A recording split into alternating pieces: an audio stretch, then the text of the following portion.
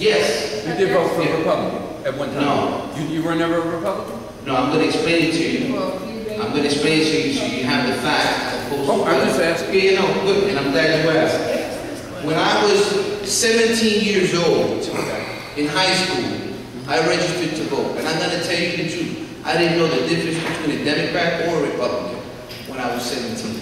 I didn't have the benefit of having parents who were politically engaged. That's the truth. I was not in a community that had Democratic clubs that invited me to participate. But irrespective of that, I don't know, it was 10 years later when I moved. I changed my registration because I moved my address, so I updated my address, and I checked off Democrat because 10 years later, when now I was in my later 20s, I did have a political conscience, and I understood the difference, and I properly registered. But from the very beginning that I started doing community organizing and working, I have always been a Democrat. And since the beginning of my political life, I've been a Democrat. So to attempt to now disparage me, which is what the media attempted to do, because when I was 17 years old and still in high school, 6 months before my 18th birthday, and I registered as a Republican, I think really doesn't speak to the facts. The facts are, as I've outlined, that I have been a Democrat, I've run as a Democrat, I'm a Democratic district leader, which means I'm a representative of this party. I was in the National Convention, Democratic Presidential Convention in 2008, and that's who I am, and those are the facts. Thank you. Good evening. My name is Linda McDougall, and I thank you for hosting this. As you stated earlier, we did meet on June 19th and we discussed some of the issues around it. It was 2 weeks after it happened. And there were several things that you shared. I just want to say this was a very disturbing process for me. I do know that there were some changes that needed to happen, and even though I know that some good things came out of it, I'm still a little disturbed by how it happened. I'm not a politician, and so therefore I don't know too much about the vote. But Malcolm Smith, it was good that from my vantage point that he had an opportunity to lead. I was very disturbed over the fact that after many years of voting, we finally got African American representation, and that was very short-lived. It was my opinion that we could have found a better way of resolving this situation and changing the Senate. Again, I know we needed to make some changes. I was concerned because I felt those senators that you speak so highly of, such as Senator Sampson, why didn't they align with you? Why didn't the other fellow senators, Democratic senators, or even Republican? Because if you want to change it, you should change it, whatever is fair for the Republicans and the Democrats. It doesn't have to mean that only one party wants to affect change. There should have been some dissent from both parties. But I was concerned because I would have thought other senators would have stood with you and Senator Estrada to effect this change if this process was so challenged in the Senate. The other thing I wanted to say is I've heard about Senator Estrada, and he doesn't have a good rep. He doesn't have a good rep in the Bronx.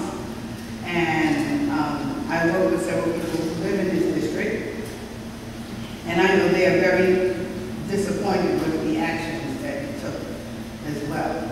And when you and I spoke on the 19th, along with some of the other local leaders, you spoke about a coalition of Latinos and African Americans, because my question then was, I think it's good that we all sit down. I would have liked to have seen the room full of other people as opposed to just the African American East Elmhurst Corona community. It would have been nice to see everybody come, because I want to hear from them too.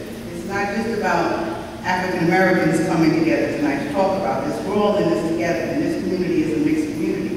And I think it would have been nice to have seen that population come out so we can all talk this out and get a better appreciation for why these changes were necessary in this manner.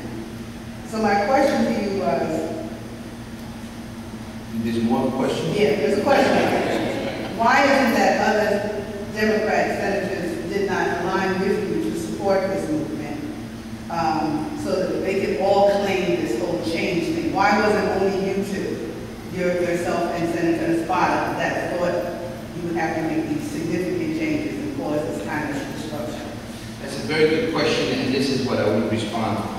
Linda, when we met and we had these discussions, I told you that I was clearly committed to ensuring that those who have been historically disenfranchised and not in positions of power would continue to be in positions of power, and that there would be strong coalition governing occurring. And that is exactly what has occurred. Originally, for the initial vote, yes, it was just myself, Pedro Espada, and members of the other party involved in the voting for these changes. But ultimately, within 5 days, I was working within the Democratic Conference to build consensus. And the rules changes that were voted upon were voted unanimously by the 62 senators. Both the Democrats, 32 of us, and 30 Republicans voted for every single one of these rules changes. Absolutely, absolutely.